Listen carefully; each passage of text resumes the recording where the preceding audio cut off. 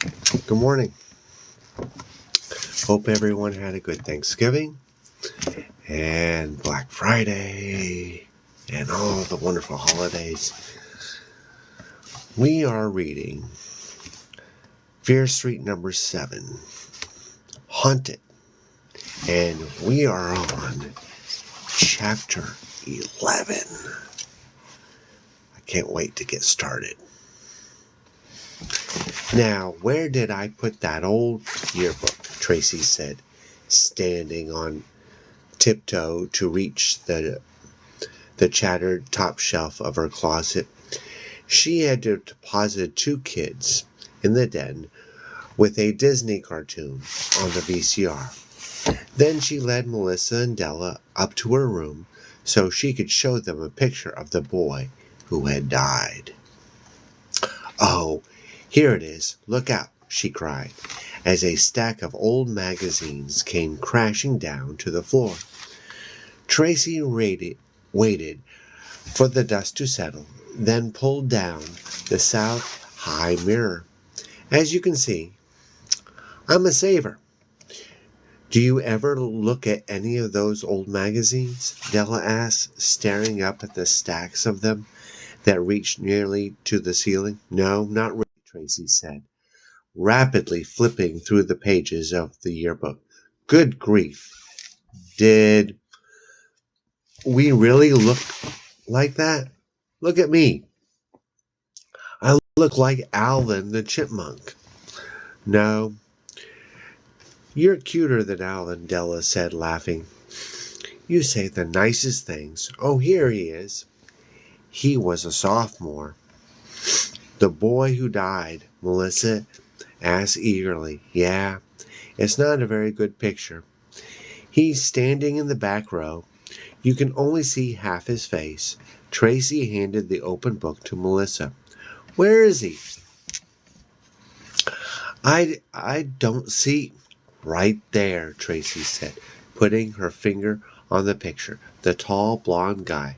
His name was Vince Alexander. Yeah, I remember now. He was a swimmer, all state, I think. He was killed in a driving accident. His head hit the end of the diving board. Ugh, it was terrible." Melissa stood staring at the picture of the smiling blond boy. Della put a hand gently on her shoulder. "Lisa, are you okay?" Melissa silently closed the book. "Yeah, fine. It's just he's not the boy." "Who are you looking for?" Tracy asked, taking the book and tossing it back up on the closet shelf. "A Paul named Paul," Melissa said.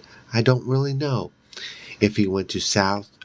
"Why are you trying to find out about him?" Della asked. "I promised someone," Melissa said. Della gave her a curious look, but Melissa was determined not to say anything more. They said goodbye to Tracy, who had to hurry into the den to stop a fight about who got to choose which cartoon to watch next.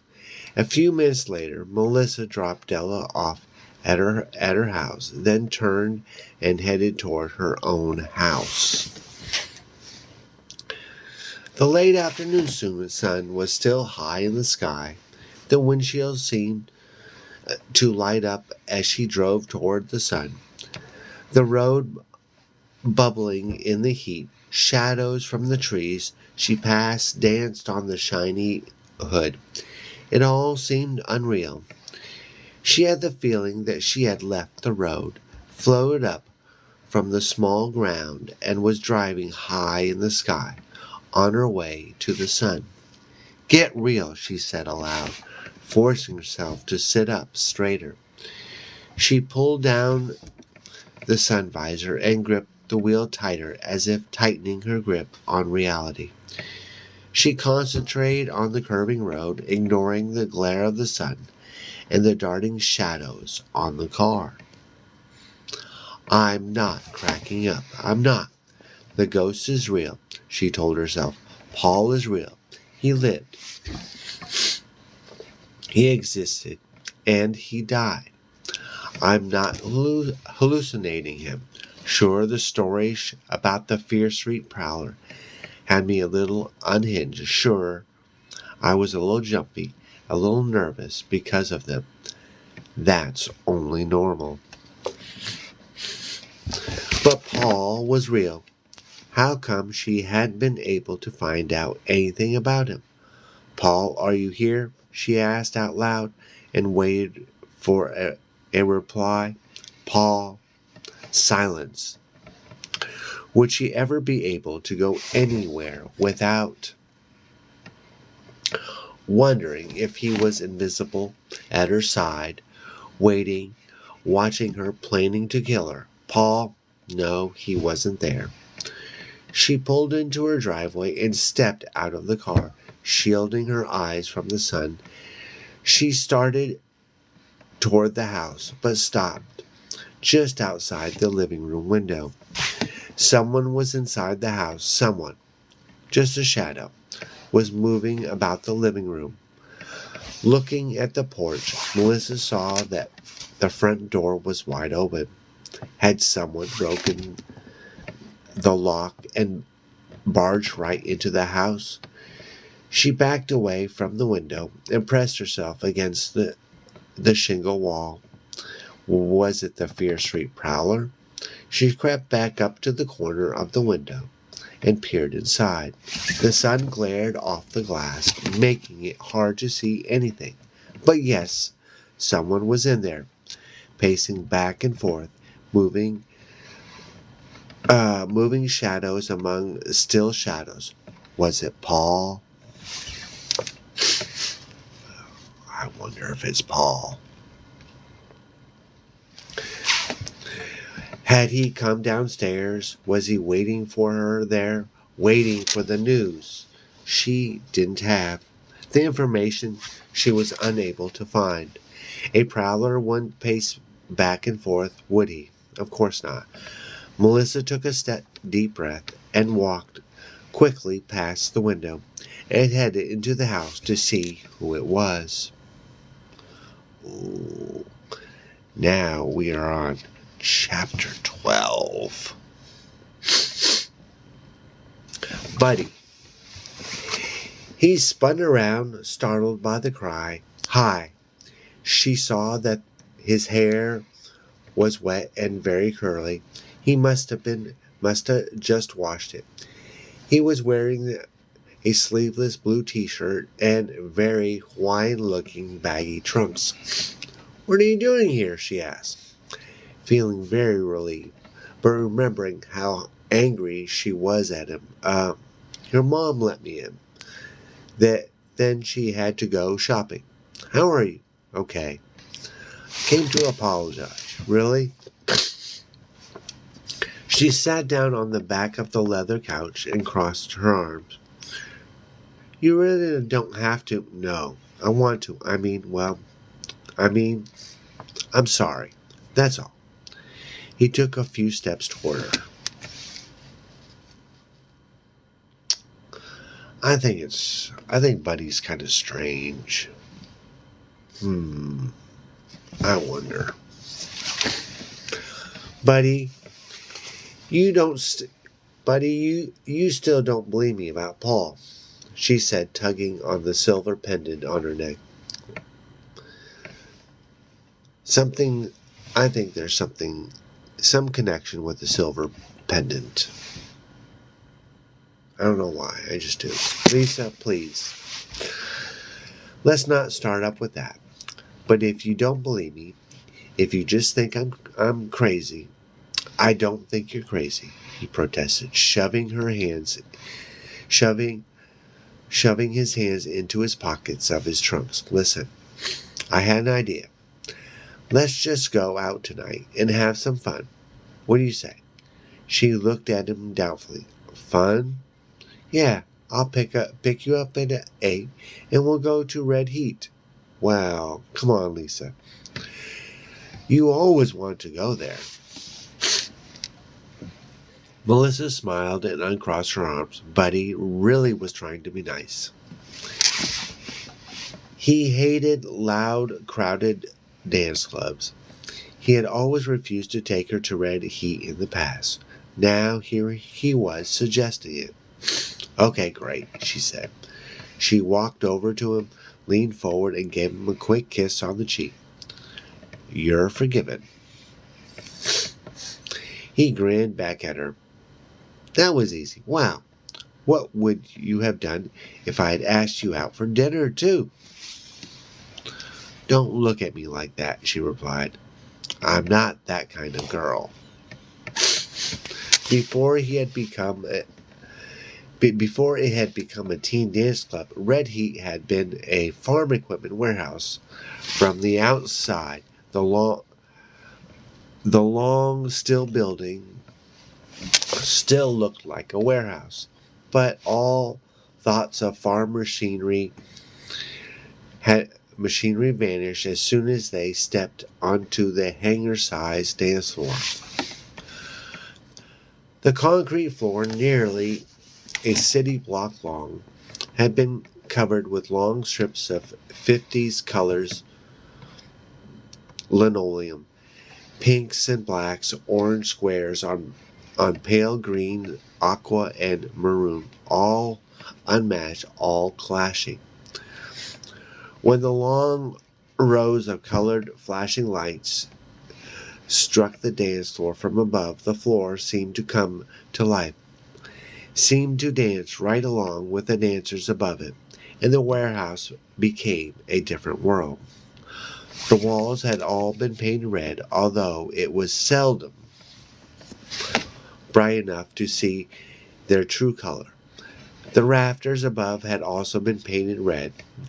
The long juice bar and all the other furnishings were red, in keeping which the name Red Heat.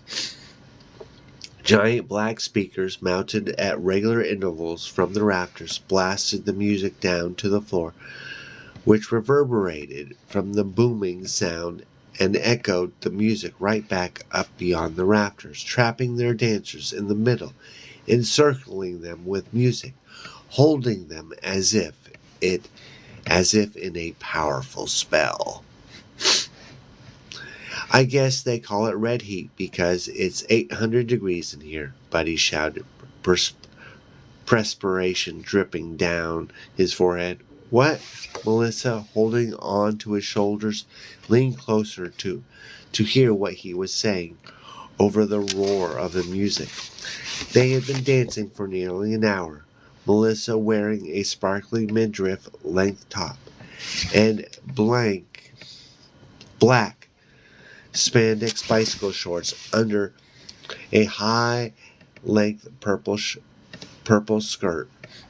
Felt great, dizzy, exhausted, as if she were moving in fast-flowing stream, a stream of lights and sound and people.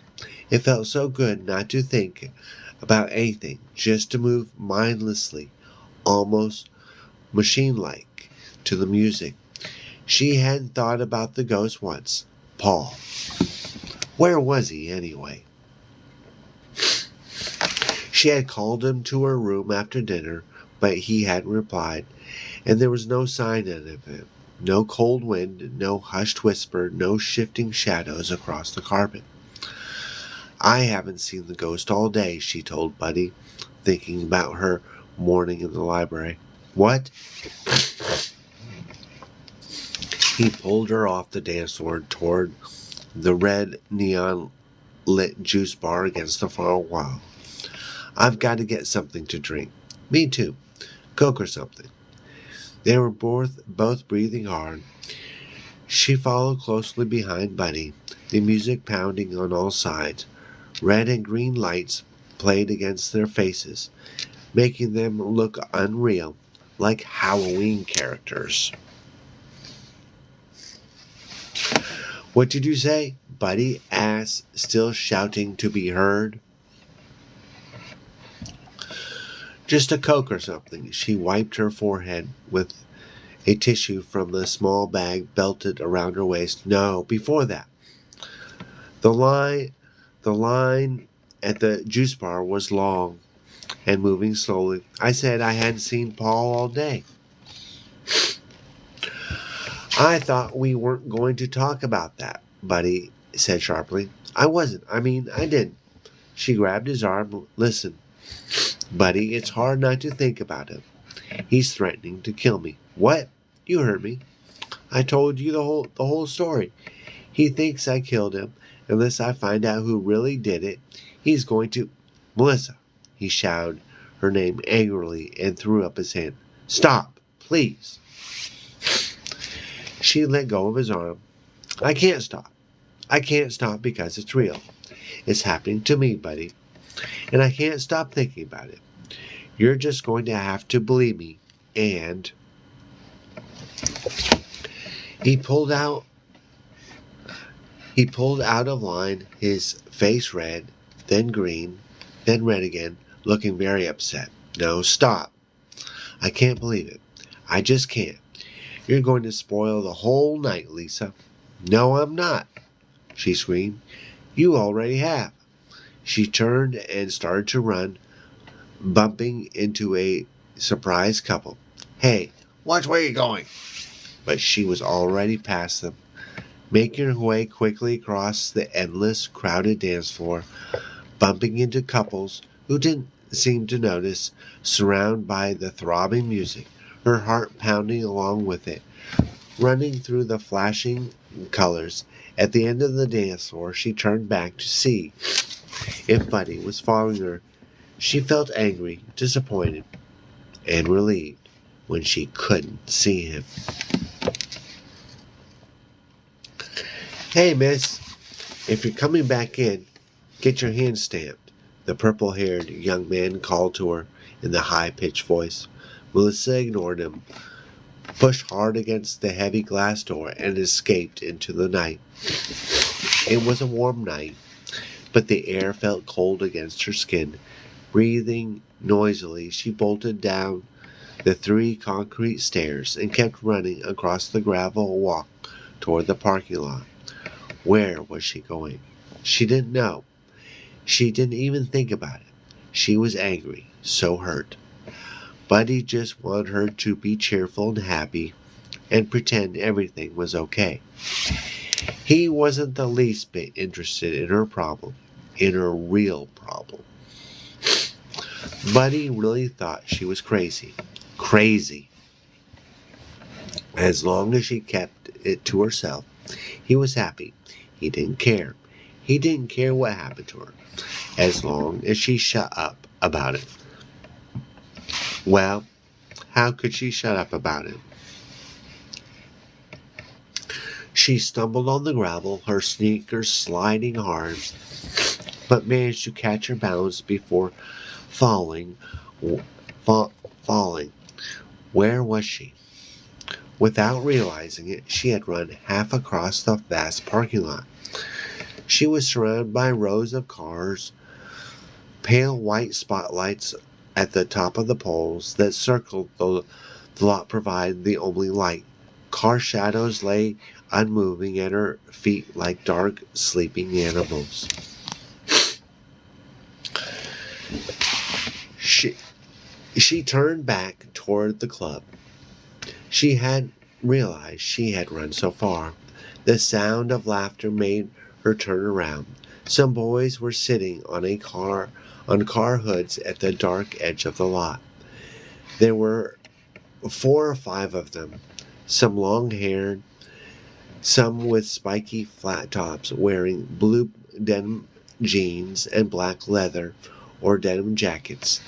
They were leaning back on the car hoods, laughing, joking around, tilting their heads back to suck down beers in cans wrapped in brown paper bags.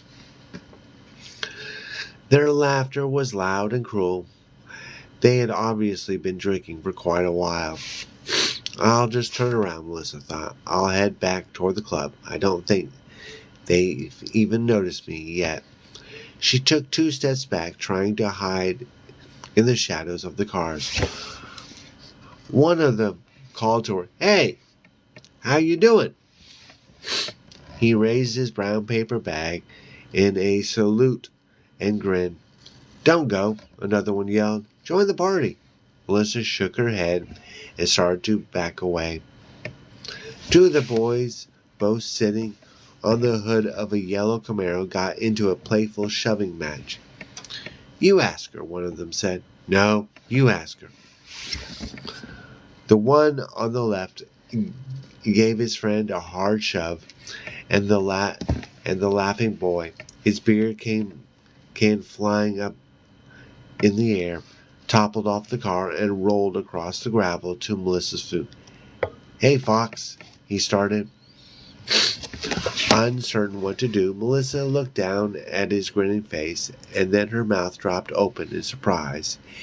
Even in the dim gray light in his darkest part of the parking lot, she recognized him at once. "Paul, what are you doing here?" she asked.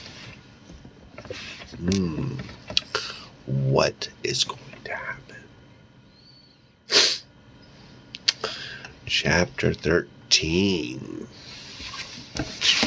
Probably won't finish chapter 13, but we'll see. He stared up at her. He didn't make any attempt to get up from the gravel. The wide, foolish grin seemed to be plastered to his face. "Hey, do I know you?" he asked. His friends laughed as if he had just cracked a very clever joke. "Paul," she started, her heart pounding, throat suddenly dry. "That's my name. Don't wear it out." Again, laughter and knee slapping from his friends. One of them walked over, a similar foolish grin on his face, bent down, with a great effort, pulled Paul to his feet. The two of them stood unsteadily, staring at Melissa, looking her up and down.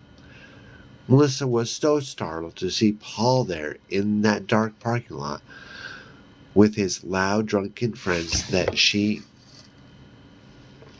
forgot her fear. You can see him?" she asked the boy who pulled Paul to his feet. They all laughed again. Looking beyond Paul, she saw that they had all climbed down from the car hoods and were approaching her slowly, sipping from their brown paper bags as they walked. "You really can see him?" Melissa repeated.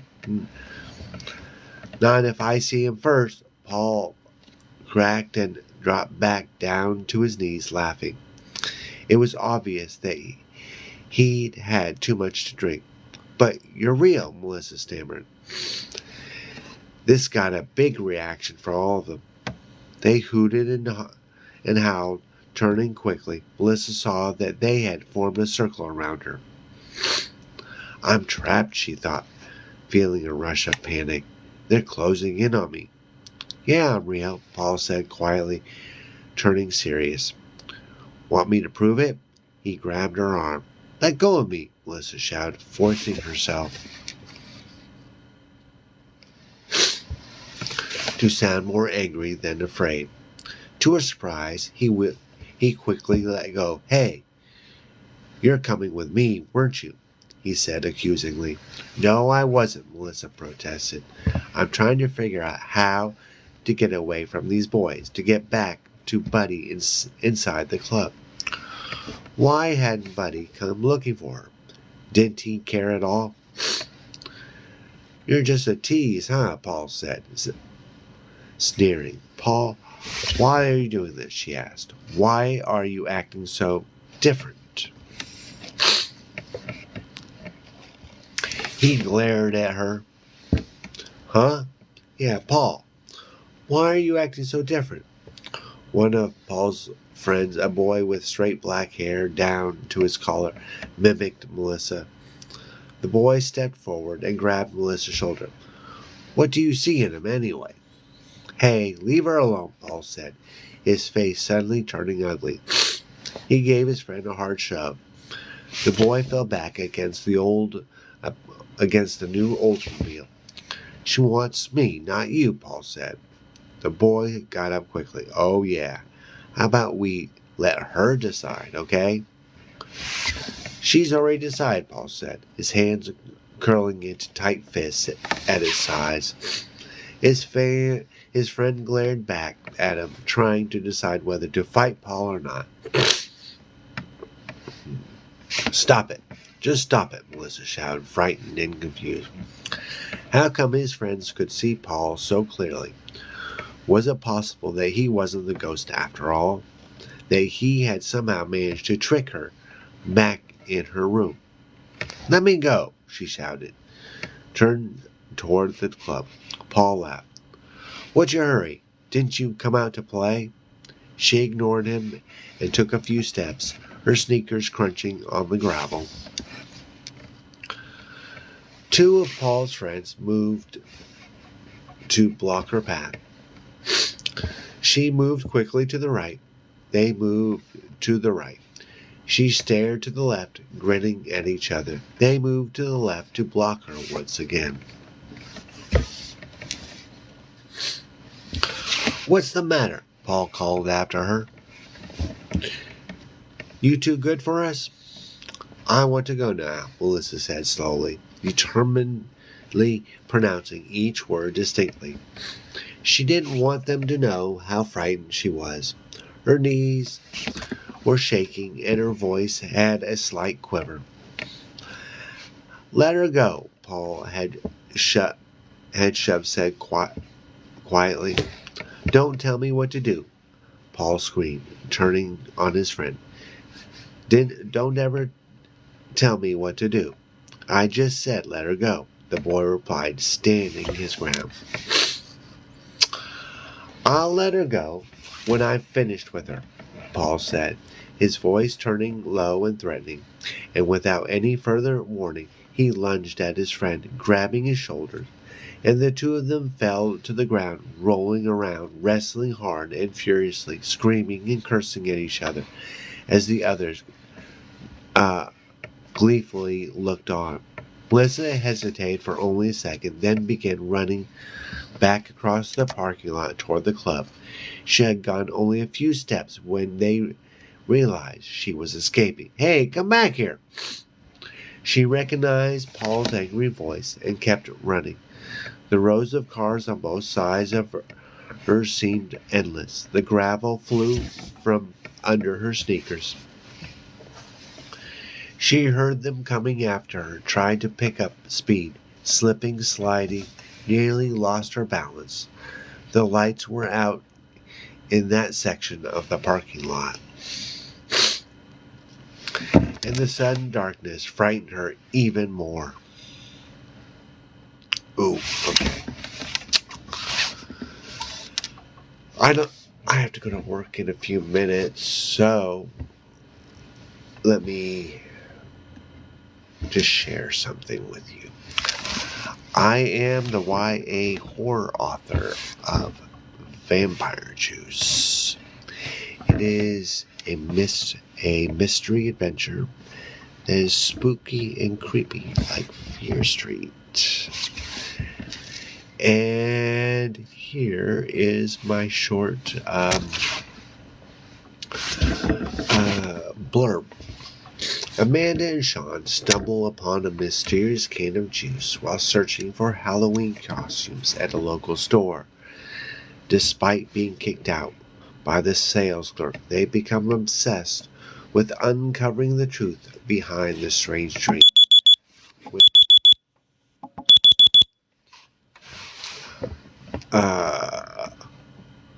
With the help from some local bullies, they sneak back into the store through a crypt in the graveyard, only to find themselves in the midst of a spine-chilling adventure. So, my link is in the bio. I just thought I'd share that before we continue reading and the alarm goes off and we're in the middle of the chapter. Alright. The gravel flew from under her sneakers. She heard them coming after her. She tried to pick up speed, slipping and sliding, and nearly lost her balance. The lights were out in that section of the parking lot, and the sudden darkness frightened her even more. They're catching up, she realized. What are they going to do to me? Hey, Blondie, We just want to have some fun, one of them yelled. The others laughed and kept chasing her. Several couples were watching them in the parking lot. Because of all the laughter, they must have thought it was all a joke. The double glass door entrance to the club came into view. Melissa gasped for breath. Her head throbbed, and her chest felt as if it were about to explode. Would she be safe inside the club? Yes, they wouldn't follow her in the club. Hey, Blondie, we won't hurt you, honest. Why did Paul act so weird? So cold, so horrible. She had spent most of the day trying to help him, trying to find out what really happened to him. Now, here he was acting so gross, like a complete animal, as if he didn't know her at all. Was he just showing off for his buddies? Two couples came out of the club and stood in front of the entrance, talking and giggling. Help! Melissa tried to call to them, but her cry was strangled in her throat. She was too out of breath to make a sound. Help me, please, she tried again and again. The words came out weak, a soundless groan. The two couples laughed amongst themselves and didn't turn around.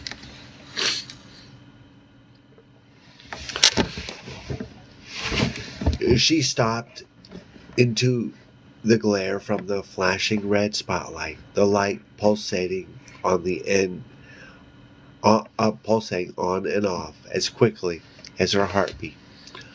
I'm almost there, she thought, and turning back, she saw that Paul and his friends were no longer chasing her. In fact, they were gone. Shadows slid through the long aisle of cars. Was that them? Were they running off? Were they hiding out there, waiting for her to return? When did they stop chasing her, and where did they go? She held her hand over her eyes, trying to keep out the blinding and flashing red light. The club doors opened.